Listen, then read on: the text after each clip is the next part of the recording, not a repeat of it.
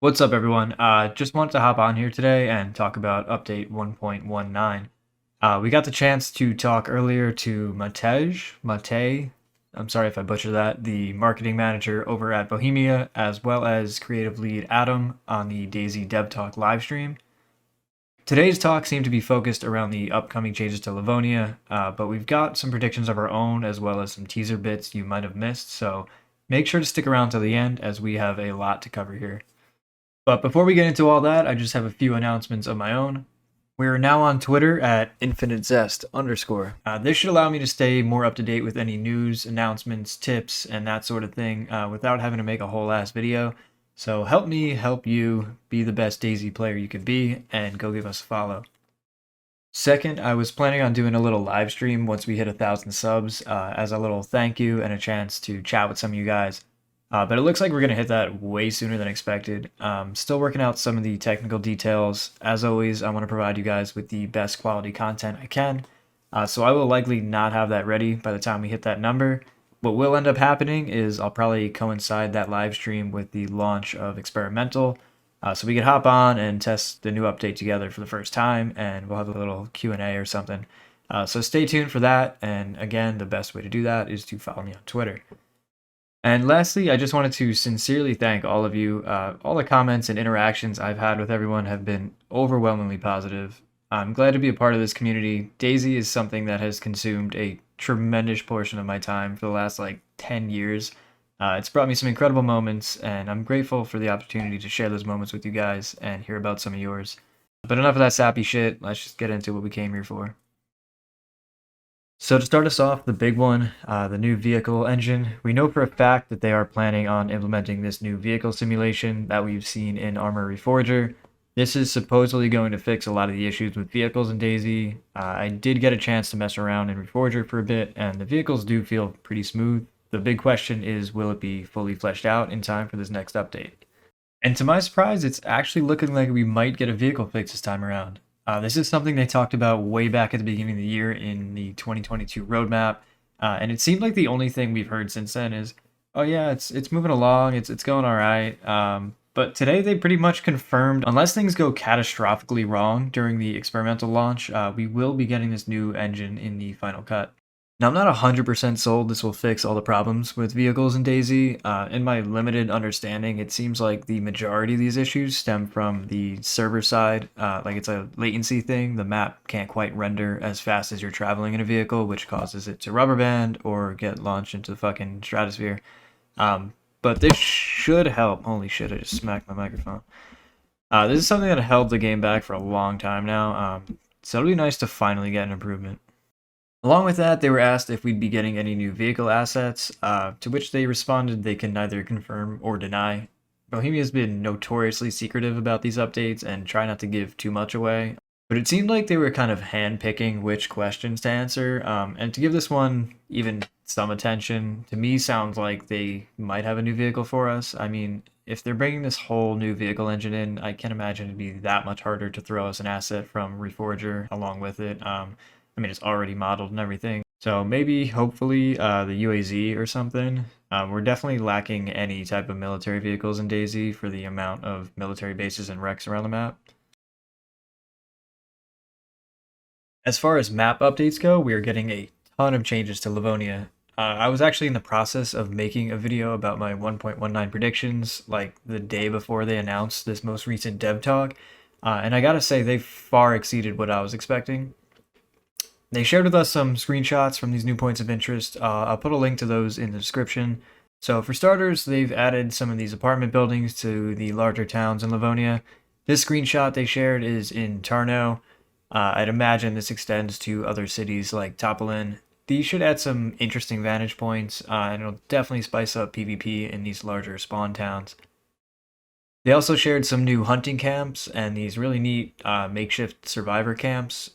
These should be really fun to stumble across as you try to navigate the vast forested region down south. In an effort to bring some of the features from Trinaris that were lacking in Livonia, we'll also be seeing some abandoned amusement parks, which in the lush landscape of Livonia look really overgrown and creepy. I really love the way these look. as well as some quarries, which should help fill the void of those many wide open fields on Livonia. And these will likely be another location you'll find plastic explosives and maybe even a V3S truck. These quarries also lend a bit of credibility to another interesting potential tease. So following 1.18, these bunkers were kind of retextured with this Yellow King graffiti tag on them. I covered these bunkers in another video, but basically in teasers in the past, they've used this same Yellow King mark to hint at new points of interest, namely the castle location now on Livonia, leading many to believe that these bunkers will somehow become enterable in 1.19. The bunkers are found both on Livonia and Trinaris, primarily at quarries. However, previously there were only 3 of these bunkers on Livonia, all located kind of in the same industrial complex. So this might be an attempt to kind of scatter them out a bit and add even more potential hidden points of interest. We really have no idea how or even if these will be enterable, but just to reaffirm, Adam, the creative lead at DAYZ, is the mastermind behind Namelsk. So I think we'll start to see a lot of the features from Namelsk seep into the base game, and things like underground bunkers and secret labs are a huge part of that. And lastly, we were given this gorgeous screenshot of a stop sign. That was really all they gave us, and after some flying around, I wasn't able to pinpoint the exact location, but judging by the barbed wire fence, it looks like a military base down south, possibly a brand new location, so we'll likely see some renovations to the military bases down there. As far as new weapons for this update, we really have little to no information as of right now, other than the devs did say they will include at least one new firearm with each update. The devs also shut down any speculation that they would be re-adding the bow and arrow, stating it would just be too resource consuming and would require a whole new set of animations and physics. That said, there are a number of previously removed guns still in the files that are likely to make a comeback, like the Groza. This is a bullpup assault rifle chambered in 9x39, the same round as the VSS or ASVAL, which would be nice because I'm tired of finding boxes of that shit everywhere. It's definitely an underutilized ammo type, and the armor-piercing variant should make it a pretty formidable weapon. Oh, and it's also a goddamn grenade launcher. Since they added the 40mm grenade launcher last update, I think it's safe to say we've pulled out all stops. We might be looking at the new meta here. Able to go from firing subsonic armor-piercing rounds to a 40mm grenade is just insane. The weapon was only ever teased very early on in DAYZ's development, but the model has remained in the files since, and seeing that we now have a functional grenade launcher, I think it's pretty plausible this weapon may be next.